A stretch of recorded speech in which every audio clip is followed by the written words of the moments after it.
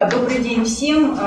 Спасибо, что нашли время в своих очень таких забитых графиках и тем не менее пришли сюда обсудить с нами те рекомендации, которые мы хотим как раз уже представить по результатам проведения анализа именно вот ситуации в сфере образования в разрезе гендера и в разрезе инклюзивного образования.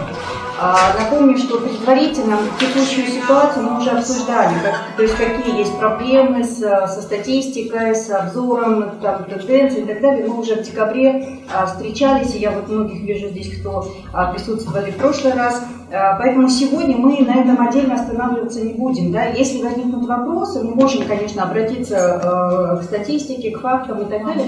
Сегодня мы хотели бы сделать основной акцент на обсуждение уже конкретных рекомендаций. И сразу хочу сказать, что рамки аналитического обзора не позволяют охватить все вопросы, да, и понятно, что какие-то остались за рамками, и некоторые из них мы сознательно не включили, именно потому что посчитали, что надо обратить внимание на самые центровые, ключевые вопросы. И это тоже сегодня выносим на обсуждение, если вы скажете, что все-таки вы считаете, какие-то вопросы должны быть сюда обязательно включены, то мы, соответственно, после этого круглого стола обязательно поработаем над этим и внесем соответствующие коррективы. Вот сегодня вы получили уже раздаточный материал, где мы выделили 17 ключевых проблем. Не получили? Альфия, дайте, пожалуйста. Так, вот в табличной форме. Значит, 17 ключевых проблем, к которым как раз-таки мы предлагаем ряд рекомендаций. Вот, собственно говоря, и они сегодня и станут у нас главной темой. Вот мы с Надеждой представим как раз эти рекомендации, и мы очень рады возможности, предоставленной проектом, тому, что мы сможем также ознакомиться с международным опытом, который представит Сесилия, и, возможно, некоторые из этих рекомендаций потом мы тоже пересмотрим, да, или, может быть, корректируем с учетом этого международного опыта. Ну и тогда позвольте перейти уже непосредственно к обсуждению рекомендаций. Значит, есть ряд рекомендаций, которые носят общий характер, да, системный характер, и они большей частью касаются законодательства, поэтому сначала остановимся на них, а потом уже перейдем к тематическим рекомендациям. Значит, какие мы увидели значимые ключевые проблемы, которые необходимо устранить. Первая проблема – это то, что мы выявили, что есть несоответствие закона об образовании Конституции в части права на получение образования. В частности, в Конституции говорится о том, что каждый имеет право на образование. Да, и вот эта формулировка «каждый», она более широкая, чем та, которая есть в законе об образовании, где говорится о равенстве прав всех граждан. То есть фактически идет сужение этого понятия, и необходимо внести соответствующие изменения в закон об образовании с тем, чтобы также было обеспечено право каждого на образование. То есть это, в принципе, нам кажется, не такая противоречивая рекомендация, да, ее надо просто сделать. Министерство образования просто надо разработать проект закона и внести его в соответствующем порядке на рассмотрение в парламент. Следующая проблема – это то, что в целом законодательство в сфере образования оно носит гендерно-нейтральный характер. Да, в законах может упоминаться, что обеспечивается там право доступа к образованию, там, без ограничений по полу и так далее. Вот это вот, в принципе, самая максимальная формулировка, которая используется в текстах законов. Но практически нет механизмов, да, которые бы обеспечивали эти равные права, и поэтому можно говорить, что законы, они только декларируют некоторые гарантии, но не могут гарантировать их реализацию. И, соответственно, мы считаем, что здесь необходимо провести такую детальную гендерную экспертизу этого отраслевого законодательства и внести соответствующие изменения и дополнения. Это целый блок работы отдельный, да, и, в принципе, он тоже требует определенных усилий. В качестве примера, того, какие механизмы в принципе, да, там могут быть в законе, кроме обозначения прав и гарантий. Да, вот приведу пример, что, например, по вопросу значит, прав на образование для лиц с ограничениями в возможностях здоровья отдельно законодательно закрепляются квоты, да, там отдельно закрепляются там, технические вопросы и так далее. То есть на самом деле законодательство может включать в себя и порядок, и принципы, и механизмы, да, и все эти вещи, они тоже могут быть определены в законодательстве. Другое дело, что пока у нас еще не было реальных подвижек, но тем не менее мы считаем, что без отражения законодательства этих механизмов мы на самом деле не сдвинем ситуацию с той позиции, в которой сегодня она находится. Следующая проблема, ну, она тоже носит общий характер, да, но тем не менее вот мы отнесли блок. С одной стороны, касается вопросов лиц с ограничениями возможностей здоровья, но тем не менее это то, что касается законодательства, поэтому мы тоже это включили сюда. То, что есть проблема, что значит, для лиц с ограничениями возможностей здоровья сегодня практически отсутствует физический доступ к большинству образовательных организаций. Связано это во многом с тем, что сами здания строились еще до того, как эти вопросы стали отражаться в законодательстве и вообще стали говорить о том, что нужно обеспечивать там доступ и так далее. И понятно, что сегодня перестроить в единочасье все эти здания невозможно, и ресурсов на это у страны нет. Но тем не менее какую-то системный алгоритм необходимо заложить. Вот мы предлагаем, что необходимо разработать и утвердить технические регламенты для строительства и капитального ремонта объектов образования всех уровней с учетом потребностей ВВЗ. Да? И понятно, что со временем все школы будут рано или поздно, в них будет проведен капитальный ремонт, и, соответственно, там можно будет переделать, насколько это вообще технически будет позволять сама структура этого здания. И если будет уже, понятно, строиться новое здание, то уж там сам Бог велел, да, все эти вещи заранее уже учесть. И таким образом, с течением времени эту проблему можно будет решить. Теперь переходим к тематическим областям, да, уже срезом. Первое – это дошкольное образование. По дошкольному образованию, в принципе, мы можем отметить, что статистика хоть и удручающая, да, по охвату детей дошкольными образовательными учреждениями на уровне 17%, да, но тем не менее мы можем отметить, что все-таки динамика положительная, и там, в сравнении с 2009 годом, в 2013 году мы видим постоянный прирост количества и новых детских образовательных организаций, и количество детей, которые охватываются этими учреждениями. Но тем не менее, все-таки проблема остается актуальной. Несмотря на то, что мы не можем сказать, что есть какие-то ограничения, да, или, по крайней мере, выявлены различия, диспропорции в охвате девочек и мальчиков, то есть в этом смысле одинаковые проблемы в доступе к детским садикам есть и для детей мальчиков, и для детей девочек.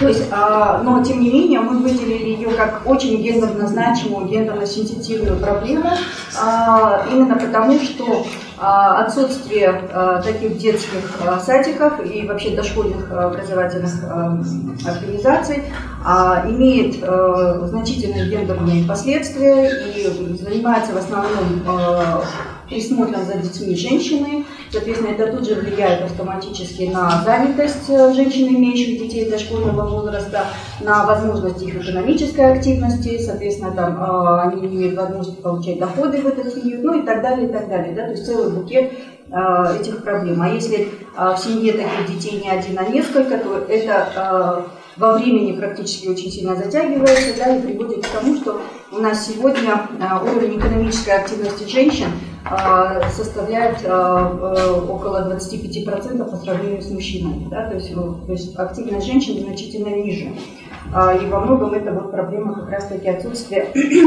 возможности пристроить своих детей и быть уверенными в том, что ими там будут заниматься, они будут там получать образование, они будут находиться в безопасной среде и так далее, и так далее. Какие здесь можно дать рекомендации? Значит, первое, это что, несомненно, этому вопросу должно придаваться государственное внимание. И должно быть целевое государственное финансирование открытия новых детских дошкольных организаций, особенно в сельской местности. У нас разрыв очень значительный, да, в сельской местности детских садиков намного меньше, чем в городской, хотя именно там у нас больше детей дошкольного возраста. И, соответственно, должно быть целевое финансирование, и оно должно на самом деле увеличиваться из года в год. Другая проблема, что практически не работает механизм государственного частного партнерства при открытии новых детских дошкольных организаций. Здесь необходимо тоже провести анализ и, в принципе, общеизвестный факт, что чаще всего как раз-таки свои обязательства при ГЧП не выполняют именно государственные или муниципальные органы, в то время как частные инвесторы готовы, в принципе, включаться в этот процесс, но здесь очень часто идут сбои. Необходимо расширять вообще эту практику и создавать необходимые условия для того, чтобы механизм ГЧП работал. Необходимо продолжить совершенствование налогообложения детских дошкольных организаций как социально значимых объектов и не бояться вводить государственное регулирование предельных цен на услуги частных детских дошкольных организаций. Здесь, наверное, нужно отдельно пояснить. Есть разные диаметрально противоположные подходы к этому вопросу. Один подход, когда государство устраняется и говорит, если частный сектор самостоятельно берет и организовывает, создает частные садики, то, соответственно, раз это частный бизнес, соответственно, под свою ответственность, рискуя самостоятельно, и поэтому государство не имеет права вмешиваться в эту деятельность и, соответственно, устанавливать какие-то там, вводить регулирование цен и прочее. Поэтому это вот один подход, и он чреват как раз и тем, что у нас и частный сектор будет не в состоянии по созданию и открытию детских садиков, потому что это достаточно емкое дело, и только за счет сбора средств, оплаты за посещение детей невозможно покрыть все расходы, которые, если мы хотим, чтобы качественный садик работал, со всеми условиями, с безопасностью и так далее.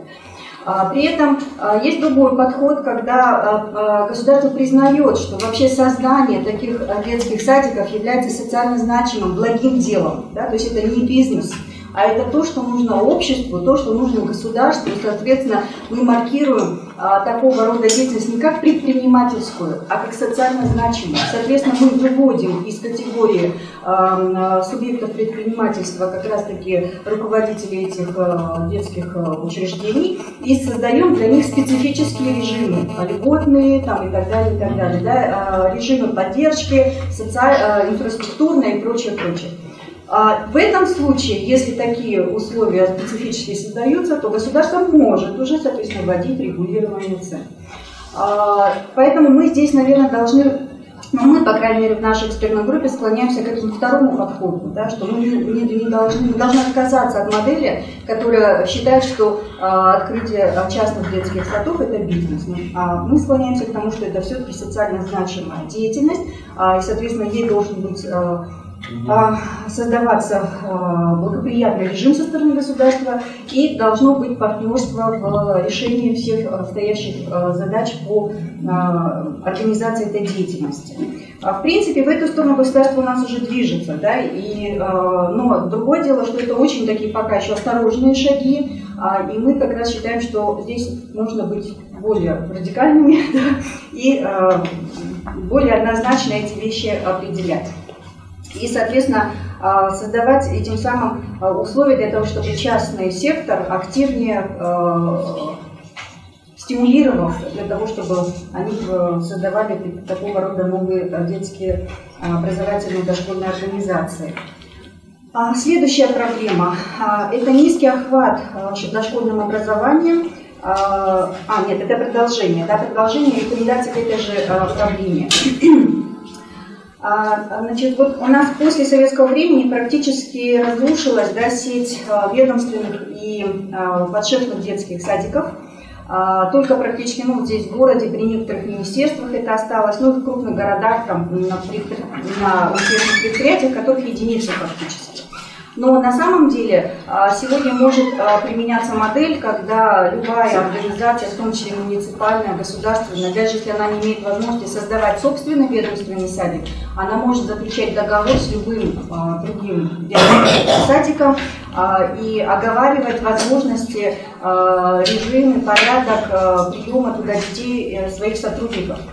И, в принципе, таким образом тоже поддерживать эти садики, и которые тоже, соответственно, могут уже планировать, сколько у них будет детей, и со стороны этих государственных и муниципальных органов может оказываться посильная там помощь техническая и прочее, да, организационная этим садикам, и, соответственно, это также будет такое взаимовыгодное сотрудничества. Но говорить о том, что это будет иметь положительные эффекты для сотрудниц этих государственных и муниципальных органов, вообще не приходится, да, потому что тогда мы можем говорить, что это, несомненно, обеспечит увеличение числа госслужащих и муниципальных служащих женского пола в этих организациях, потому что они смогут уже не сидеть дома с детьми, а могут совмещать трудовую деятельность с семейными обязанностями.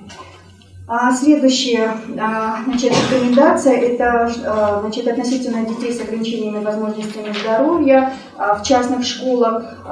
Вот необходимо развивать систему квотирования, да, и здесь, наверное, эта система квотирования, она должна включать не только нормативы, да, но и меры стимулирования для этих частных дошкольных организаций, что если, например, они приняли столько-то детей там, на уровне такого-то процента, то они имеют там такой либо льготный режим, либо какие-то меры специальной поддержки, да, и так далее, и так далее. То есть это должна быть комплексная именно система, не просто квоту установить, да, а именно сделать систему, которая бы учла интересы всех субъектов этой деятельности.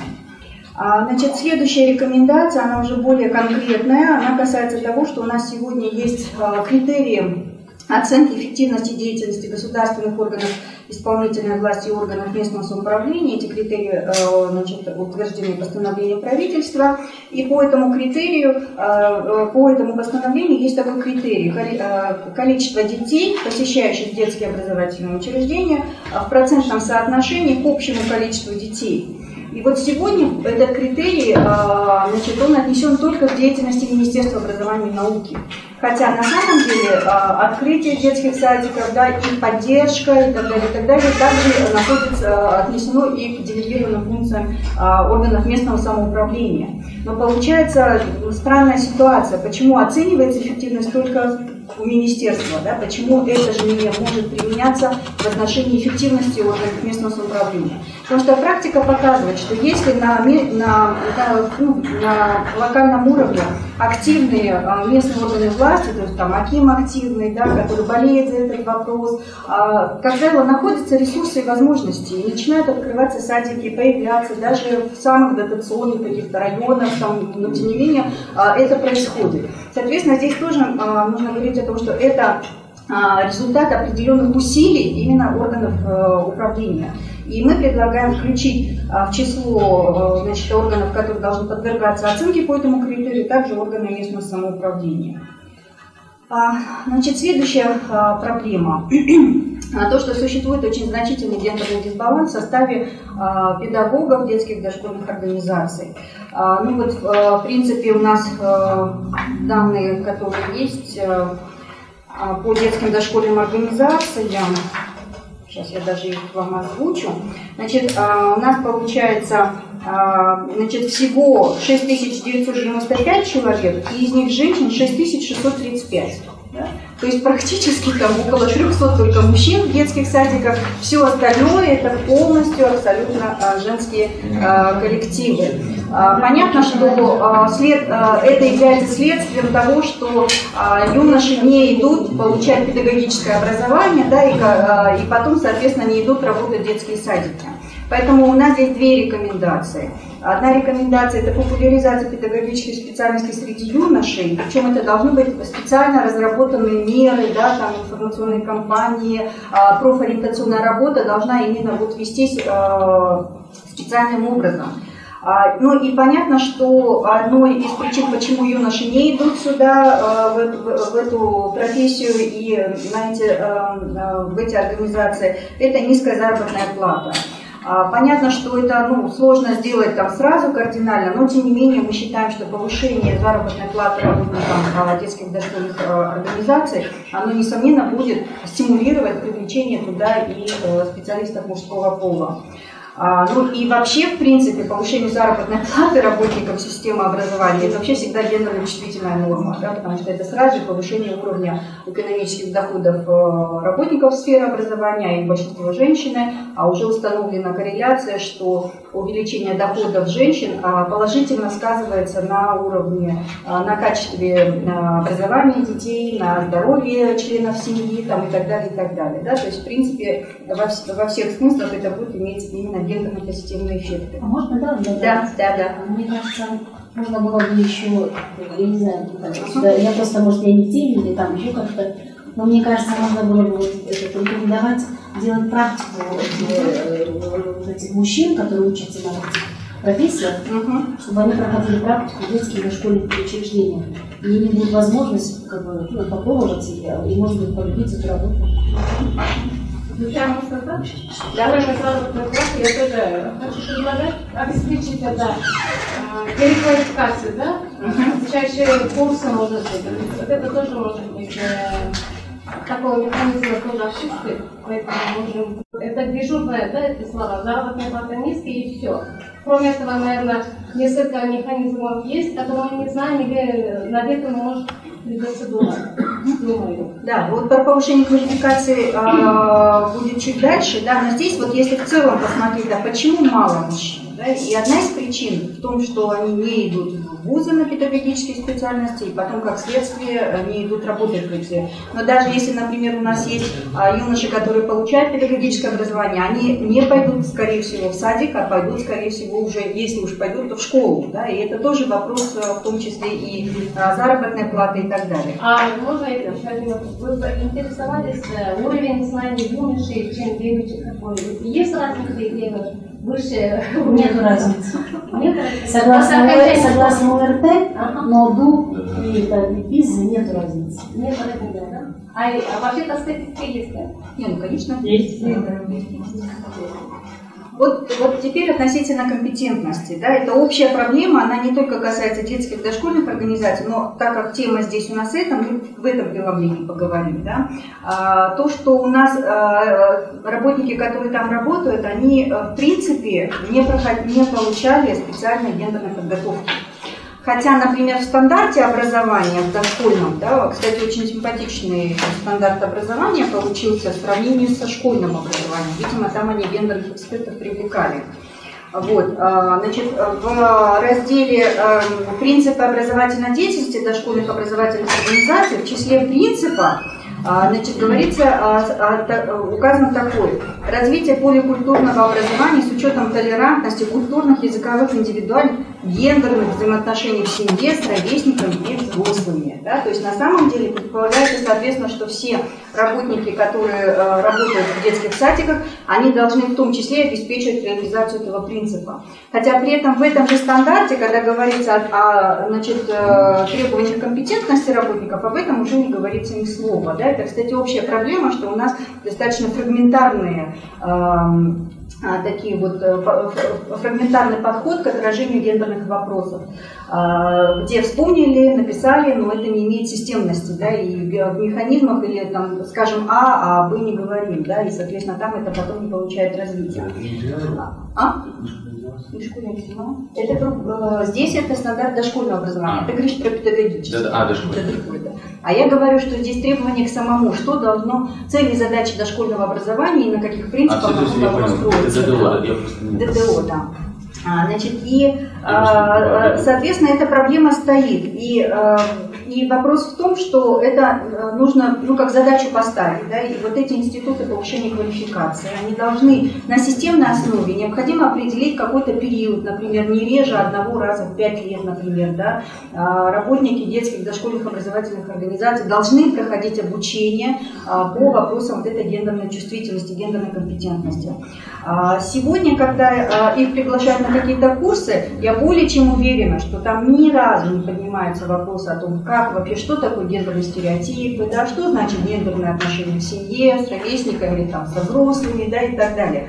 И, соответственно, как принцип у нас это стоит, но механизма реализации практически нет. Поэтому мы рекомендуем, чтобы были разработаны целевые программы подготовки по гендерной чувствительности работников детских дошкольных организаций, были определены сроки, да, периодичность, и, соответственно, это должно быть включено в программу Института повышения квалификации. А можно, да? Да. Вот, я не знаю, мне кажется, еще содержание, вот, чтобы некие стандарты соблюдались. Ну вот смотрите, со стандартами образования какая ситуация? Что в принципе, значит, есть часть та, которая определена государственным стандартом, она обязательна. Хоть в частном садике это будет реализовываться, хоть там, в вариативном, да, как в вариативной модели, неважно. Но в частных садиках есть возможность сделать еще какие-то дополнительные вещи, которые уже там на усмотрение, значит, администрации этого садика делается. Так вот, вопрос в том, что как раз то, что я зачитала, это входит в обязательный стандарт. То есть, получается, неважно, в частном это садике или где, это все равно должно реализовываться и обеспечиваться.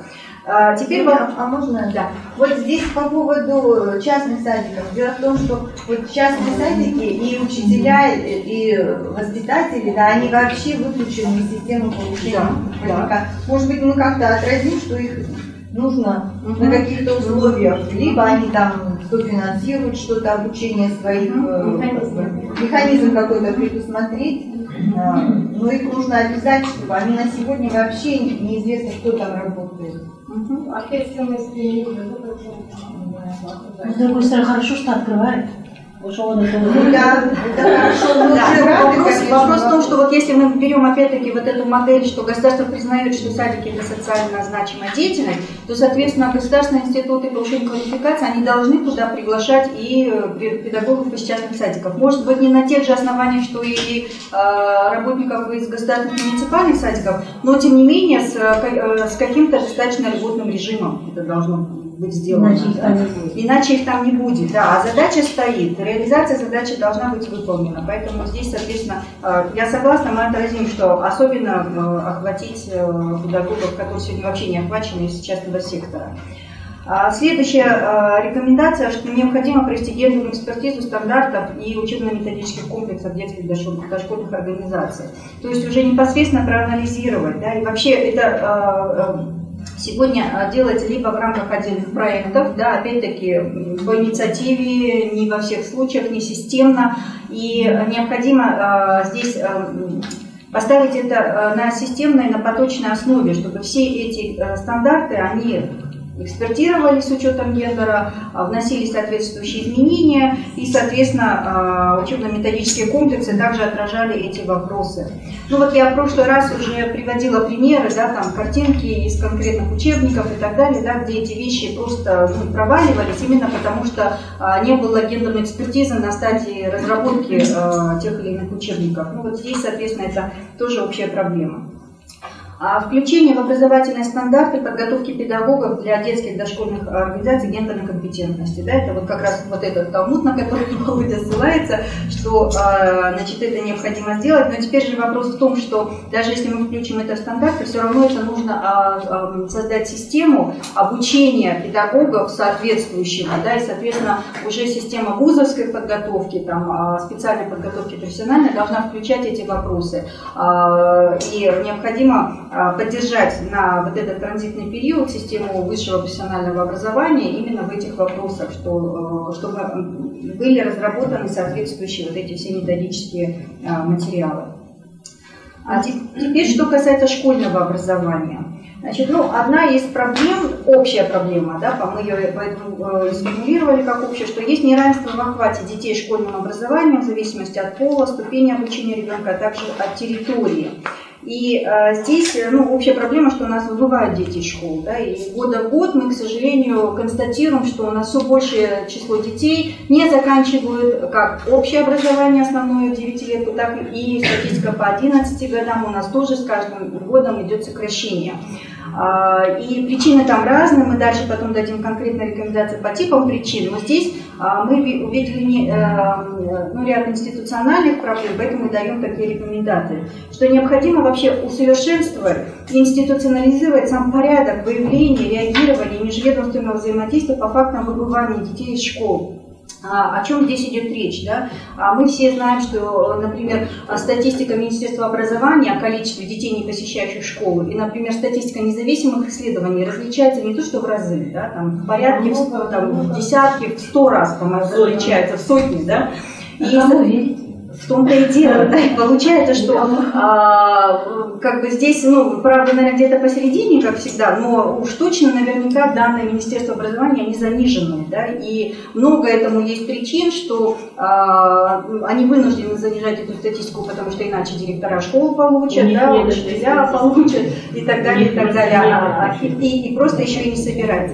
Соответственно, необходимо здесь сам порядок, как это должно выявляться, какие должны быть механизмы реагирования и межведомственного взаимодействия, да, потому что здесь должно быть, несомненно, межведомственное взаимодействие не только органы образования, но и органы местного самоуправления, органы социальной защиты, органы правопорядка, потому что это может быть связано, например, с правонарушениями, с ростом подростковой преступности и так далее. Да, то есть должны быть какие-то совместные взаимодействия. И мы здесь видим несколько механизмов, но мы, по крайней мере, два на рассмотрение предлагаем. Это либо сделать утверждение этого порядка выявления, реагирования и межведомственного взаимодействия совместными приказами этих министерств. В принципе, примеры такие есть. Да? Например, по реализации закона о профилактике правонарушений есть такие совместные приказы между Министерством образования, Министерством внутренних дел, да, и так далее. Соответственно, этот механизм вполне отработан, он себя оправдывает, и можно им пойти.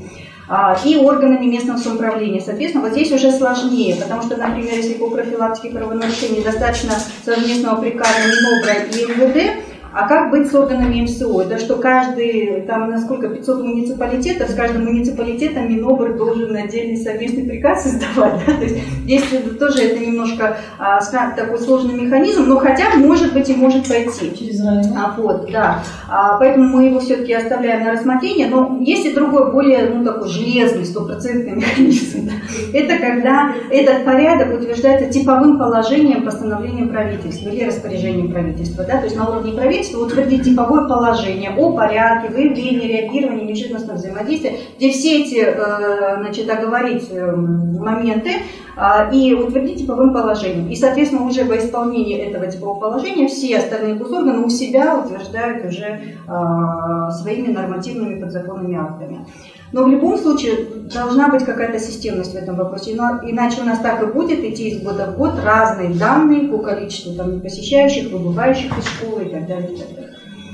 Значит, следующая рекомендация – это совершенствование правоприменения норм законодательства об ответственности родителей за неполучение детьми основного общего образования.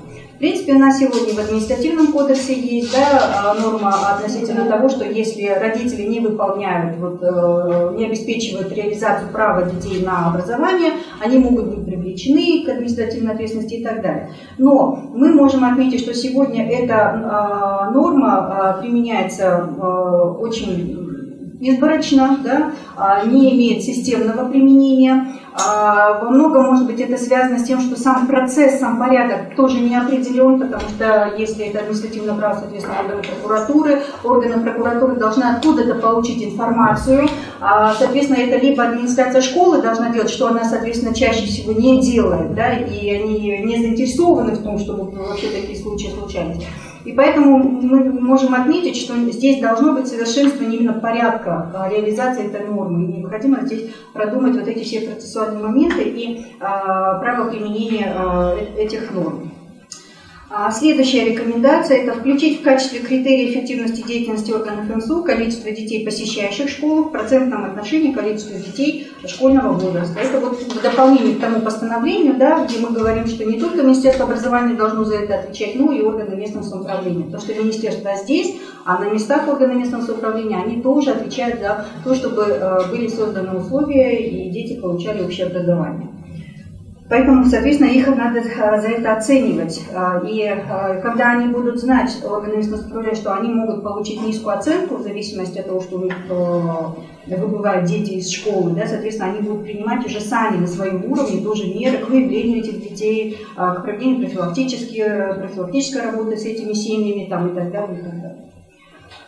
Значит, теперь более специфические проблемы по выбыванию детей. Значит, есть одна группа детей, которые выбывают, особенно после 9 класса, в связи с вынужденной трудовой занятостью.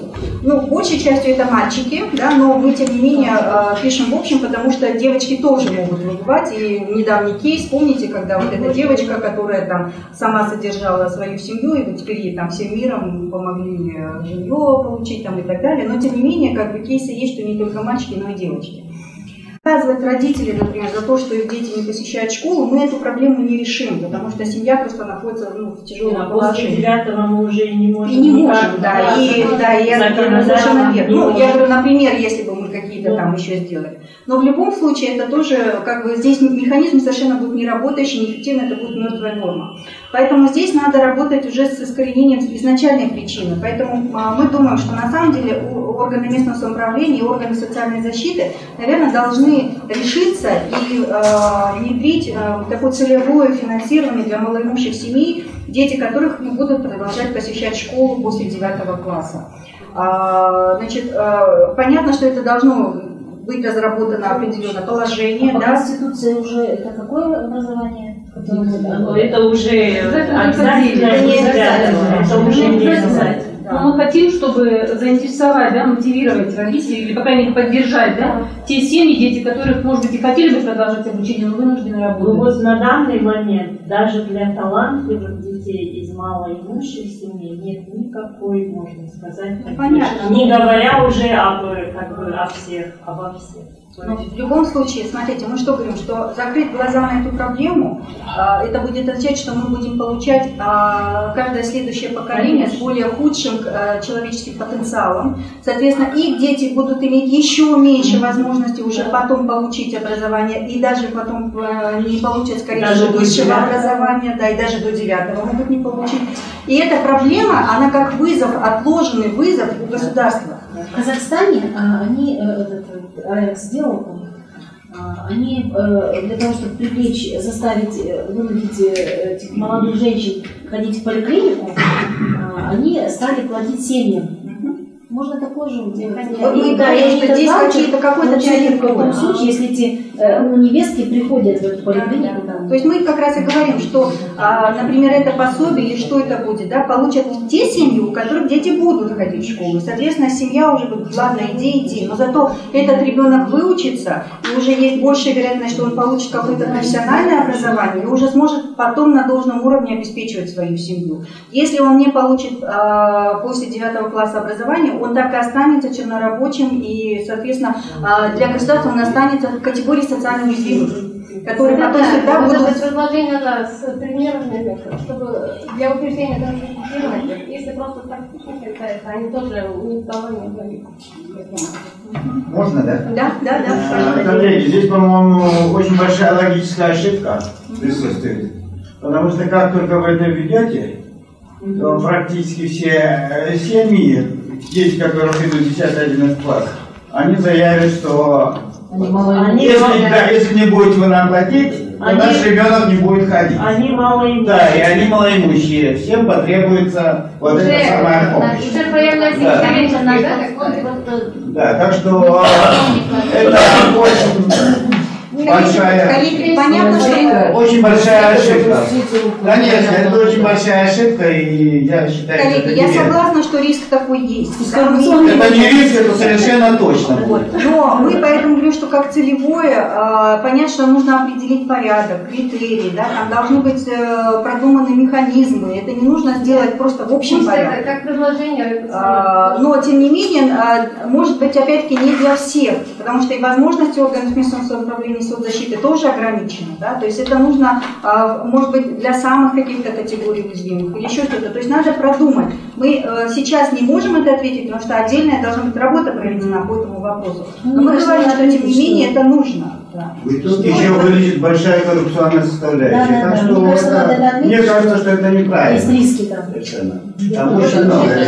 Потому что появится очень много желающих туда запустить руку. Конечно, а тогда, соответственно, те, кто будет определять, годятся или не годятся, там и коррупция сразу будет. Мне кажется, он как-то... Коллеги, ну мне кажется, здесь мы должны говорить вообще о совершенствовании определения малоимущих семей. Вот на сегодня, как они определяются, там механизм есть лазейки, действительно. Вот если мы почистим тот механизм, но мне кажется, вот эту норму нужно оставить, как для вот этих малоимущих, которые вот бедные, да, будут по паспорту бедности. Но мне кажется, сюда надо еще ПТУ добавить. Они же могут после школы в профтехобразование уйти. Вот не только школы, да? Да, я как раз хотела вот именно поддержать ваше, то, что после 9, если уж они не хотят в школу, то нужно повысить привлекательность этих профессиональных учебных заведений, где они действительно уже точно профессию получат и раньше получат, чем если они еще 3 года будут сидеть, 2 года в школе. Но я как вот школьный работник, я могу сказать, что сейчас родители многие говорят, пусть еще 2 года посидит. И у нас вот этот дисбаланс посидящий Просто не дает возможность заниматься тем, кто может заниматься хорошо в 10-11 классе. Понимаете? Работать приходится на вот этого троечника, чтобы его вытянуть. Вот это зачем? Пусть он идет, получает профессию. Нет необходимости в школах держать в 10-11 классе учеников, которые не хотят учиться. Понимаете? Здесь, смотрите, здесь речь идет как раз не о тех, кто сидит, а о тех, кто вынужденно ушли из школы, и этот факт установлен, что он просто работает на поле или где-то на базаре тачкистом и так далее, да, и он бы, может быть, и рад учиться, но у него нет этой возможности, потому что он вынужден это делать, да, то есть у него вынужденная занятость. И в этом случае это как раз критерием, как выявлять, да, он просто будет сидеть и отсиживать, и на самом деле не хочет, или это вот тот, кто на самом деле вынужден уйти из школы, хотя на самом деле хотел бы получить. Вот у нас Еще раз повторяю, когда кто-то будет им деньги давать, то количество таких людей резко увеличится. И как раз тех отсиживающих, они вот резко увеличатся. Мы уже договорились, говорим, что механизмы должны, критерии быть учтены, проработаны вот эти вот вещи, и опять-таки не для всех, да, то есть это должны быть какие-то очень конкретные, подходящие под конкретные критерии группы.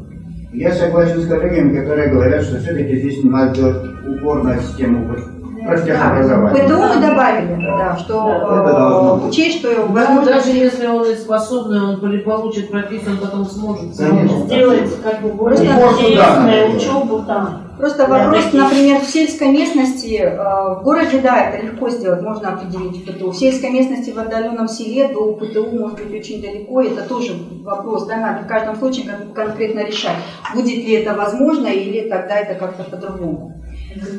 Так, следующая проблема. Почему выбывают еще у нас дети? Есть большая категория, и с каждым годом, к сожалению, эта численность, статистика растет. Выбывают девочки по причине вынужденного вступления фактически в брачные отношения, в том числе в результате умыкания или насильственной там, выдачи замуж, да, и так далее. И здесь много уже эта тема в последнее время обсуждается в СМИ, да, мы причины, наверное, здесь не будем обсуждать, но вот какие рекомендации мы предлагаем? Значит, это, несомненно, двигаться в сторону ужесточения ответственности родителей за допущение таких ранних фактических брачных отношений. В принципе, инициативы в парламенте сегодня такие уже выдвигаются, Идой Соляновой и так далее, да, но это нужно довести до как бы логического конца. Также предлагают установить ответственность священнослужителей за проведение брачных обрядов в отношении несовершеннолетних. Особенно в сельской местности, да, это вот повально везде происходит. Органам образования и органам МСУ проводить систематическую информационно-профилактическую работу среди родителей местного населения о недопустимости и негативных последствиях ранних браков. И необходимо внедрять на местном уровне систему выявления и реагирования на случай непосещения школы девочками. Выше я уже говорила, как общий механизм, да, что вот это должен быть определен порядок выявления, реагирования значит, на случай выбывания детей из школы. Но вот в отношении с девочками, мне кажется, должны быть в том числе и какие-то экстренные оговорены, что если вдруг выбывает девочка, там, то это нужно срочно пойти выяснить, что там произошло, где эта девочка, почему она перестала ходить в школу. Если выявляется, что там фактически она вышла замуж, то необходимо, возможно, провести работу, чтобы она продолжала посещать школу. Иначе, получается, она так и останется без образования, и, соответственно, она тоже пополнит ряды и безработных, и потом социально уязвимых групп населения.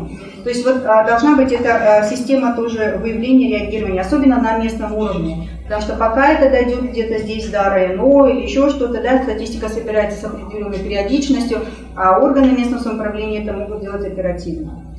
Можно так? Да.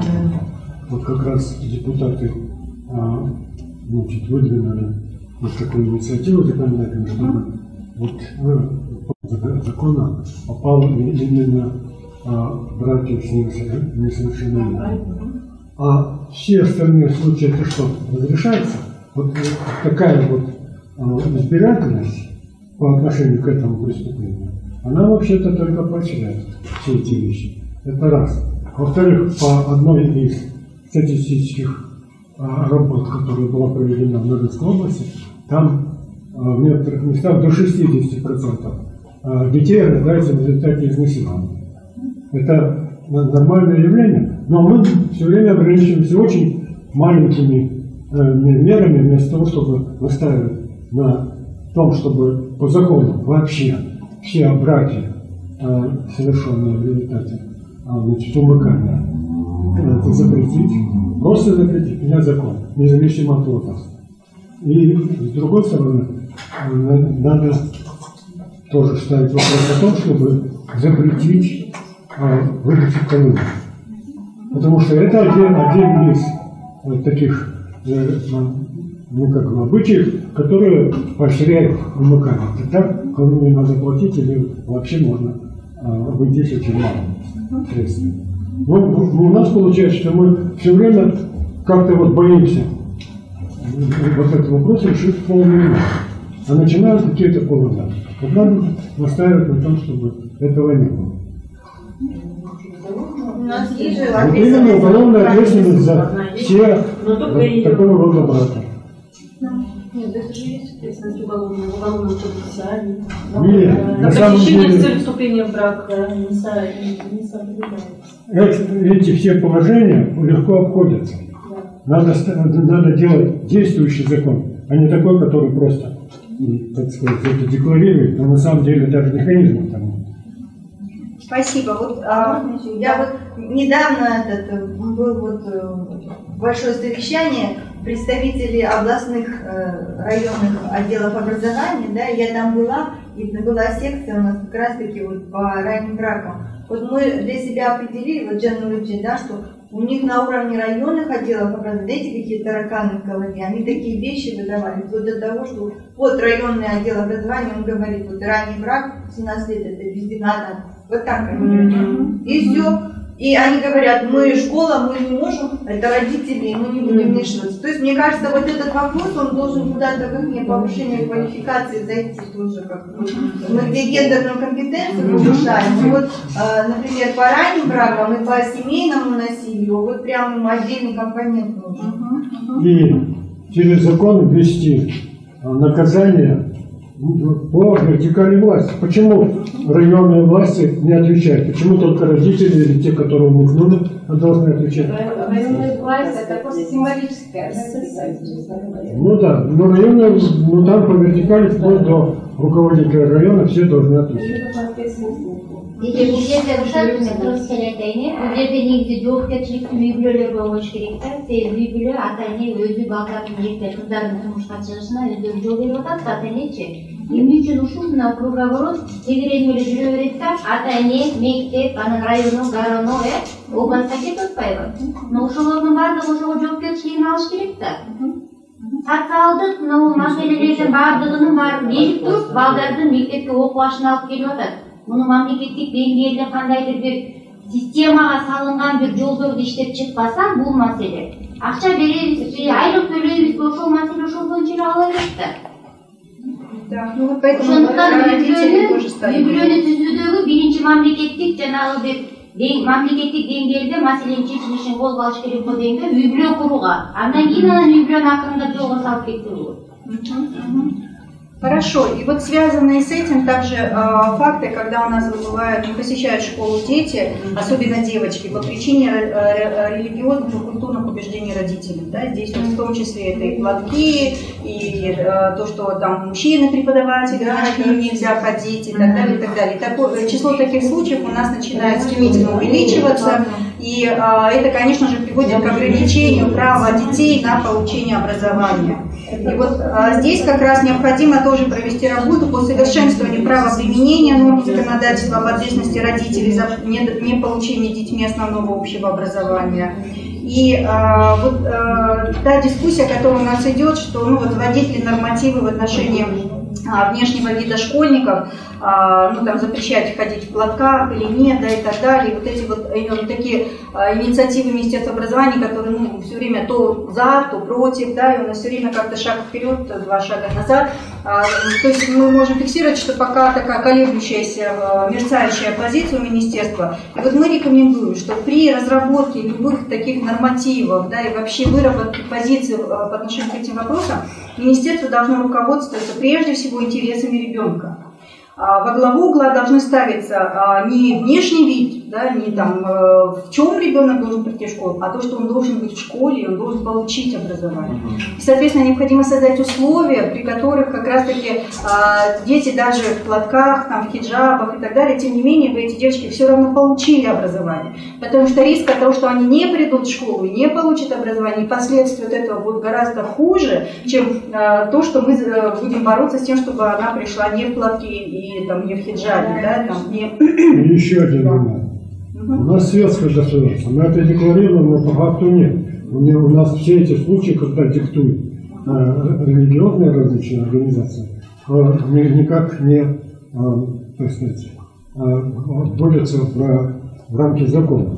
И поэтому вот при всех этих случаях необходимо, чтобы были соответствующие выводы именно для религиозных служб региона, где это происходит. Да, то есть здесь... Как угодно. Есть закон, вот сейчас вот за вот это, то, что они одобряют вот эти братья, к ответственности начинают привлекать.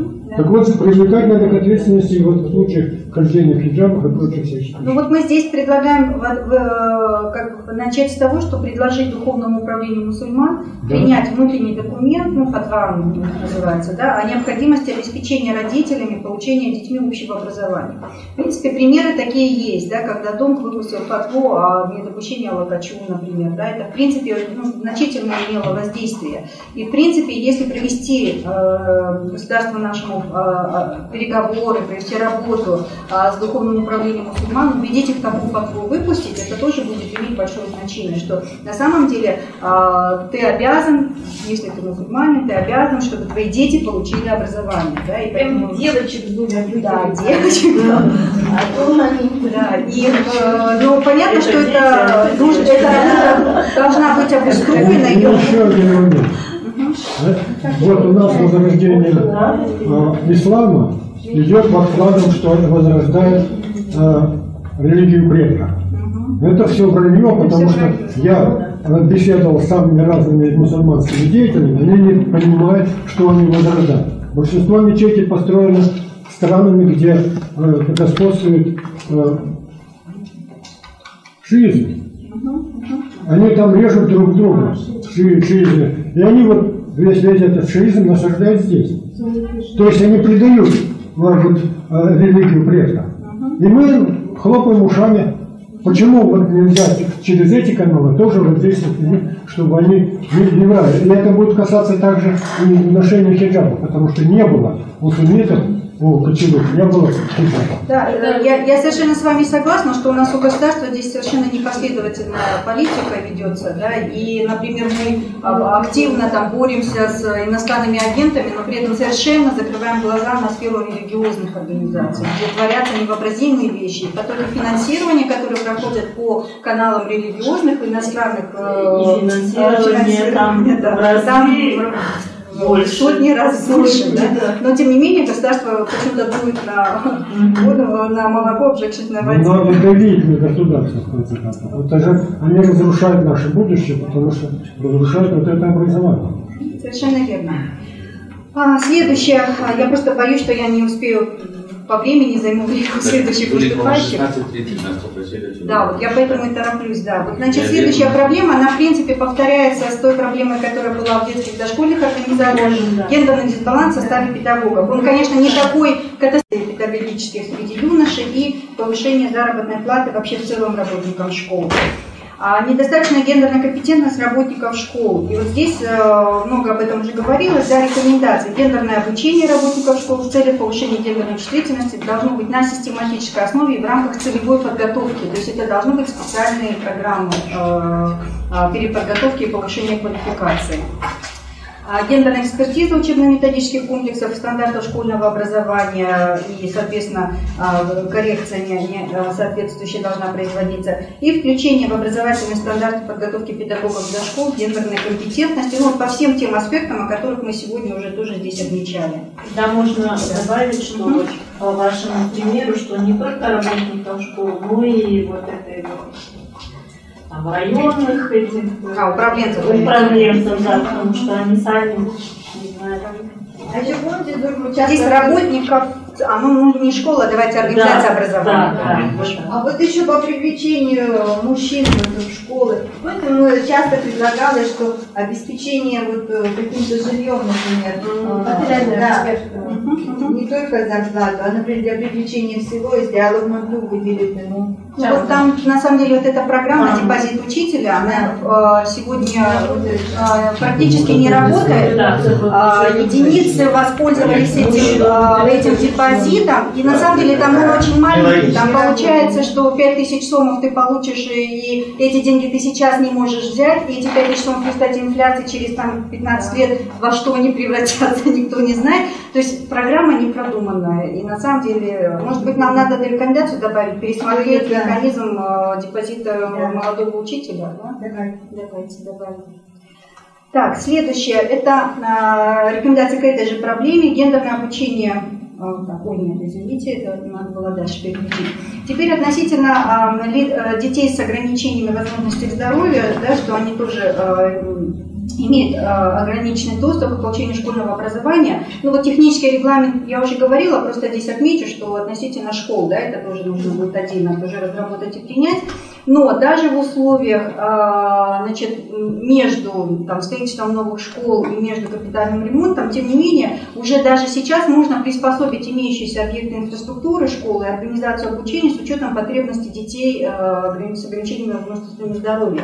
Например, оборудовать для них классы на первом этаже только, да, и, соответственно, если есть дети-инвалиды, то в расписании ставить для них уроки только в этих классах на первом этаже, и не надо всю школу переделывать, да. Предусмотреть отдельный вход в наружном туалете для детей там, на колясках и так далее. То есть эти меры даже в существующих условиях без капитального ремонта можно, тем не менее, предусмотреть. И в век интернета, да, и современных технологий, наверное, можно уже внедрять эти инновационные технологии удаленного обучения детей с ограничениями возможностей здоровья с учетом специфики ступени образования, состояния здоровья ребенка, предмета, там, специфики и других факторов. Ну, в качестве примера приведу, да, что, например, сегодня вот эти 100 инновационных школ, которые оборудуются в Кыргызстане, которые имеют уже там интерактивные доски, интернет, значит, вот эти порталы и прочее. В принципе, те дети, которые не посещают школу в силу разных причин, инвалиды, но, например, они могли бы хотя бы какие-то уроки прослушивать в реальном режиме времени, да? Преподаватель объясняет тему, ребенок в это время может не обязательно быть в классе, он может быть дома, прослушать, выполнить задание там, или еще что-то. То есть надо продумать, да, какие-то возможности. Сегодня в эту сторону практически еще нет никакого движения, Но тем не менее, мне кажется, это достаточно хороший путь для того, чтобы охватить этих детей, которые сегодня просто вычеркнуты из системы образования, да, на самом деле. А это была бы хоть какая-то возможность для них. Значит, следующее. Я думаю, пока государство построит школы сделать, можно было бы спокойно онлайн-класс для всех этих детей сделать. Да, сейчас есть на телевидении. Значит, следующее. Развитие системы квотирования льготной оплаты для детей, значит, ОВЗ в частных школах. Есть категория детей, которые инвалиды, не посещают школу именно вследствие того, что у них не решена проблема доставки детей. Да, родителям некогда или нет возможности. Так вот, органы ИСУ могли бы организовать такую доставку. В принципе, взять на себя, и это не так много, но зато эти дети получали бы образование. И мы рекомендуем внедрять систему государственного социального заказа на поддержку неправительственных организаций по организации обучения детей ОВЗ. Сегодня очень много таких организаций, особенно ассоциации родителей, имеющих инвалидов. Да, у них очень много наработок, они очень эффективно работают с детками, сами организовывают, но у них не всегда есть ресурсы и возможности большее число детей охватить. Да? Так вот, может быть, как раз таки государство могло бы в рамках системы государственного заказа поддерживать такие группы и обучать тех детей, которых само не в состоянии сегодня обучить. Может, вы на НКО исправите, что по закону было? Хорошо.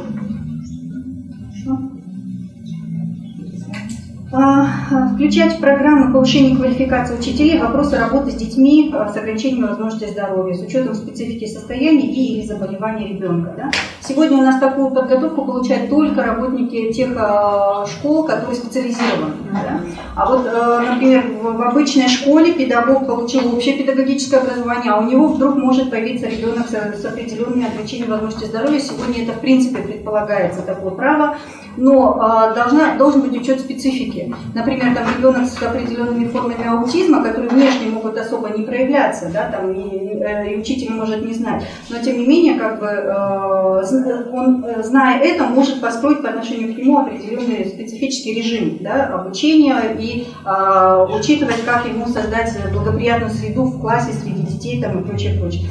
Эту квалификацию нужно получить. Может быть, это можно было бы сделать каким образом? После того, как, например, в школе, обычно же уже в апреле где-то, да, известно, кто у них будут в следующем сентября учиться дети. И если выясняете, что у них будут там столько-то детей с такими-то ограничениями в возможностях здоровья, и у них такие-то категории там, заболеваний и прочее, уже нужно давать эту информацию, запрос на повышение квалификации в институты повышения квалификации, которые могли бы уже организовывать уже комплексно, потому что не только в этой школе, еще в другой появится, формировать группы этих педагогов и проводить для них специальное, соответственно, обучение уже по этим конкретным видам, значит, ограничений возможностей здоровья, специфики работы с ними.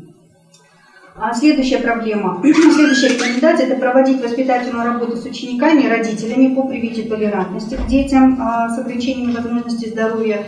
И одна еще проблема, что Министерство образования и науки сегодня ведет статистику по детям УВЗ без разбивки по полу. То есть вот всю статистику, которую они нам дали, вообще нет никакой информации относительно того, сколько из них там девочек, мальчиков, по видам заболеваний, по категориям обучения и так далее, ступеням обучения. Поэтому мы рекомендуем Министерству образования усовершенствовать свою статистику, сбор статистики, и, соответственно, мы могли бы иметь... Здесь нужно давать, считаю, ответственность МСУ тоже, потому что некоторые семьи вообще остаются без внимания. МСУ тоже не дает это самое, они боятся, чтобы увеличить это социальную уязвимость, да, увеличить количество. А учителя тоже, они тоже не имеют физической возможности просто определить, поэтому ответственность. Да, хорошо, спасибо. Так, коллеги, тогда, если можно, мы переходим дальше к следующему разделу профессиональное образование. Я передаю слово Надежде, и мы потом в конце еще сможем тоже дополнение обсудить. Хорошо? Спасибо.